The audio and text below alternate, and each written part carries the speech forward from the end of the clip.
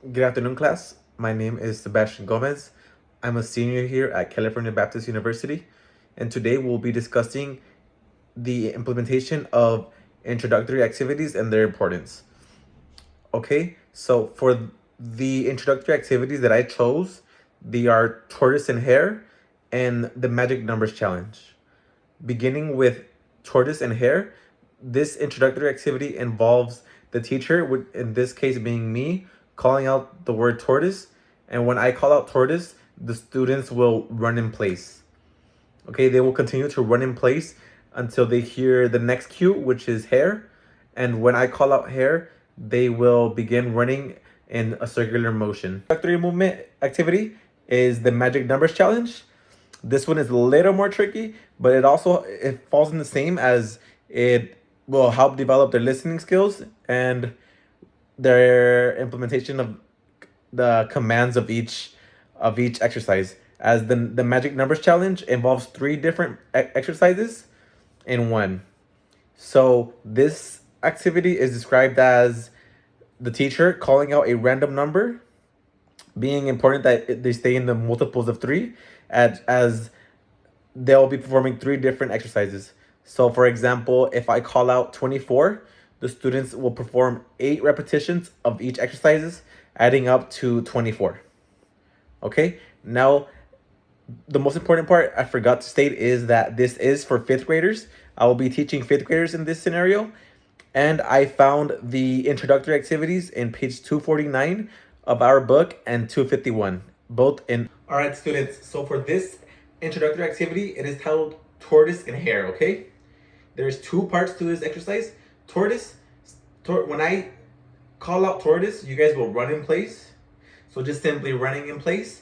And when I yell out hare, you guys will run in a circular motion. Okay, you are to not do both together.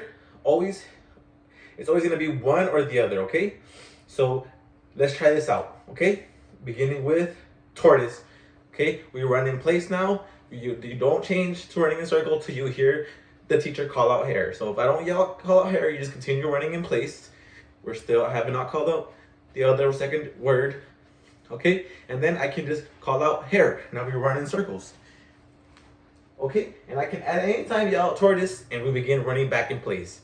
Okay, this is going to be a great activity to help one warm up the body and as a multitasking development skill, because you guys have to be making sure you're completing the movement, running in place or running in circles, and listening to the cues at the same time. Okay, now let's try this a little more rapidly. Okay, tortoise, hare, tortoise, hare, hare. Alrighty, and that is the demonstration of the tortoise and hare introductory activity. Thank you. Okay, students, for the next introductory activity, it's titled the magic numbers. Okay, and for this, the teacher will call out a magic number. For this specific example, we're going to use 24, okay? 24 will be the magic number. And there's three different three different movements that we need to perform. And those three movements, we need to divide it between 24 repetitions. So it'd be 8 repetitions per movement, okay? The first movement will be pretty simple. It'll be toe touches. Beginning, so 24, we'll do 8 toe touches. 1, 2, 3, 4, 5, 6, 7, and 8. Okay, for the second movement, it's going to be 8 arm circles. 1, 2, 3, 4, 5, 6, 7, and 8. Okay, the final movement will be 8 repetitions of a shoulder walk. So up, 1, 2, 3, 4, 5, 6, 7, and 8. Alrighty, that is the demonstration of the magic numbers introductory movement. Okay, now that we're done with the introductory activities, I want to move on to two examples and demonstrations of physical fitness activities. These, the two physical activities I chose are for developmental level 2 and 3, and they are sitting stretches and push-ups. I believe that sitting stretches are a great physical fitness activity as they help the instructor or the teacher see the flexibility levels of each student and know what level of flexibility and movement they are at.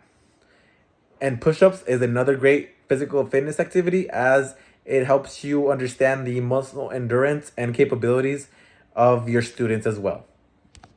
So for the first sitting stretch I want to implement would be a normal sit and hold stretch. So one leg be bent the whole time while the opposite leg is flat on the ground. And with the hand of the flat leg, you want to reach and hold for approximately 10 seconds. So we'll do 10-second holds. Be 1, 2, 3, 5, 6, 7, 8, 9, 10. Alrighty, and we'll move on to the next leg, students. And students, it's okay if you cannot do 10-second holds. Let's do what you're capable of doing. So not exceeding 10 seconds, but with what you're comfortable and able to do, okay? So for this example, I'll do 10 more seconds since I'm able to do 10 seconds. But if you can only do 5 seconds, that's completely fine. Okay, so we'll do 1, 2, 3, 4, 5, 6, 7, 8, 9, and 10. Alrighty, then that's the example of a sitting stretch. Another one I want to implement for you students would be both legs together this time and just reaching as far as possible. You don't have to touch them. If you can, do it, but just go as far as possible and hold that position. If this is the first you can go, hold this position for as long as possible. But for our example, we'll do 10 seconds. It'll be 1, 2, 3, 4, 5, 6, 7, 8, 9, and 10. Okay? Those are two different variations of a sitting stretch. There's a lot more we can go into, but for this particular example, I want to begin with those two basic sitting stretches. Now, moving on to push-ups. There is many variations of push-ups, but for this course, for this example, students, we'll do a shoulder length push-up, okay? So there's different push-ups you'll see throughout your physical education experience. There's diamond push-ups, wide push-ups, narrow push-ups. But for this, we want a standard shoulder width apart push-up, having both arms shoulder width apart, okay? I'll do it sideways. Actually, I need it from this angle, okay? Shoulder width apart, and just being at a push-up position.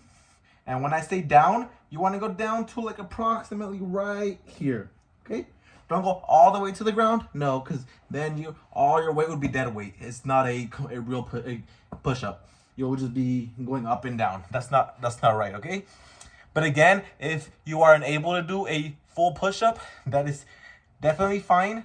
But a second alternation push-up would be knee push-ups.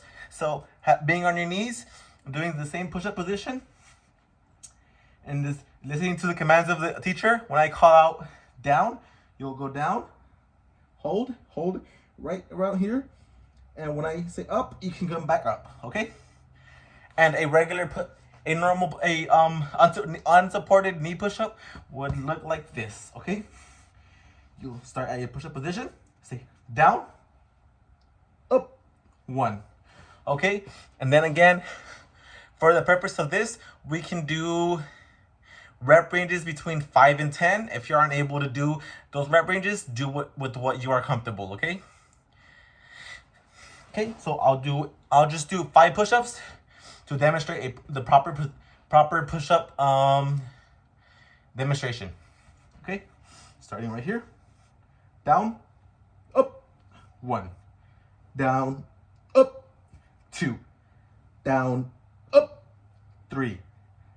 Down, up, 4. Down, up, 5. Demonstration of my 2 introductory activities and 2 physical fitness activities. They were tortoise and hare and magic numbers for introductory activities. And for fitness activities, I chose sitting stretches and push-ups.